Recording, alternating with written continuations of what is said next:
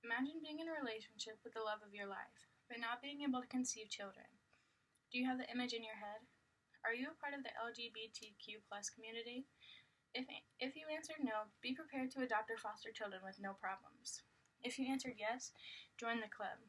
There are nearly 1 million same-sex couples in the United States alone, according to an article by the Associated Press on NBC News, published on September 17, 2020. So what if they want children? Should they just suck it up and live with it? Should they force themselves to be attracted and love the opposite sex? Or should they spend thousands of dollars to be artificially inseminated and for it to not work? The answer to all of these is no.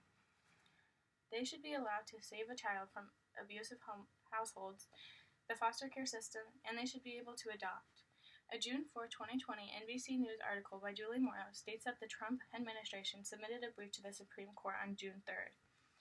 The brief argued that an organization funded by taxpayers should be able to refuse to work with same-sex couples who they consider to be in violation of its religious beliefs. Philadelphia was sued by the Catholic Social Services in 2018 due to the city ending the contract when they learned that the organization would not consider same-sex couples as potential parents for the foster children. The group then lost this case. Leslie Cooper told NBC News in the same article that this is hurting the children.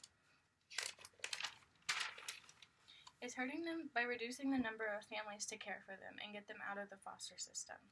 In a May 30, 2019 ACLU article by Leslie Cooper, it was reported that the Department of Health and Human Services was preparing to issue a nationwide rule that would allow discrimination against same-sex couples to adopt and foster.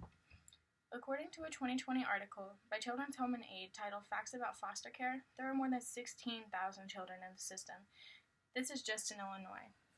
4,400 of these children are just in Chicago. These children need loving and caring homes.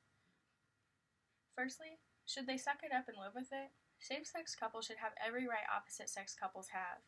You can't choose who you love, and if you want children, you should be allowed to have them. If there are reasons you shouldn't have children, then I understand. But if you're in a happy, healthy, and caring relationship and can suit a child's needs, then do it. You shouldn't be forced to live without a child if you can't have one yourself.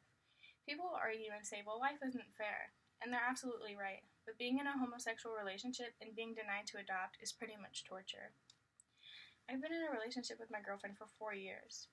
Now I know that I'm not even close to being able to care for a child, so I'm not going to go to an adoption center and try to foster and adopt. I would absolutely be denied. But couples who have been in a relationship for longer than I have and can tend to a child want to do that. Next, should they just force themselves to be attracted to the opposite sex? You don't choose who you love. Nobody does. That's impossible. You shouldn't force anything upon yourself. Dealing with love. You don't see straight people forcing themselves to be attracted to a person of the same sex. Why would you want an unhappy relationship? This could cause more harm to the child or children than being in a happy relationship with someone of the same sex. Finally, should they spend thousands of dollars to be artificially inseminated for it to potentially not work? Artificial insemination is extremely expensive, and it doesn't always work the first time. They range from $300 to $1,000 according to NW Cryobank, and that's just for one vial of sperm.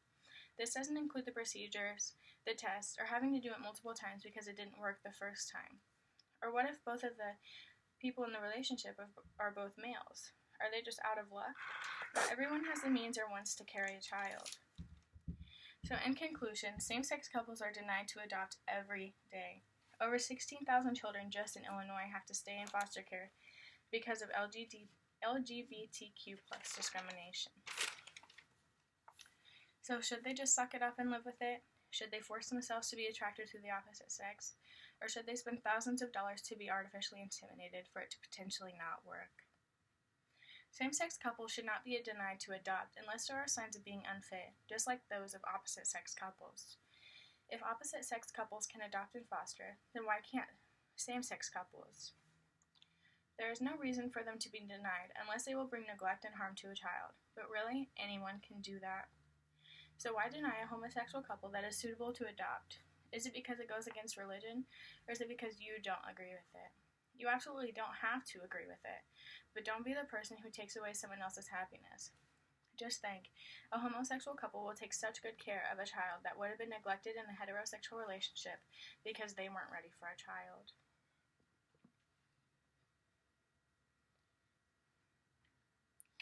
And in this map, it shows that the dark green prohibits discrimination of sexual orientation and of gender identity. The light green is just discrimination of sexual orientation, and the yellowish color is no protection on discrimination at all.